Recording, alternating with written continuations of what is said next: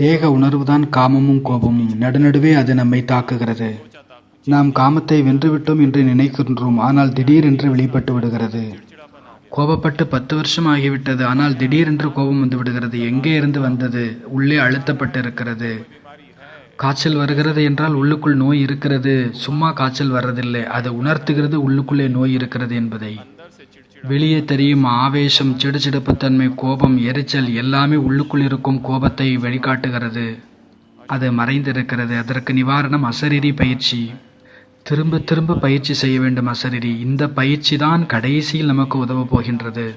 இப்போ உட்கார்ந்துருக்கிறோம், உட்கார்ந்துட்டு இருக்கும்போதே சரீரத்திலிருந்து விடுபட்டுடணும். பேசிகிட்டு இருக்கிறோம், பேச்சிலிருந்து உடனடியாக விடுபட்டுடணும். கேட்டுட்டு இருக்கிறோம், கேட்டுட்டு இருக்கும்போதே அசரீரியாகி சரீரத்திலிருந்து விடுபட்டுடணும். காரியம் செய்கிறோம், காரியம் செய்து கொண்டே நாம் சரீரத்திலிருந்து அப்பால் சென்று விட வேண்டும், அசரீரி ஆகணும். இதுதான் மிகப்பெரிய பயிற்சி. இதில் தான் நீங்கள் மாஸ்டரியை வாங்கணும், இதில் தான் நீங்கள் டிகிரி வாங்கணும் இந்த பிராமண வாழ்க்கையில்.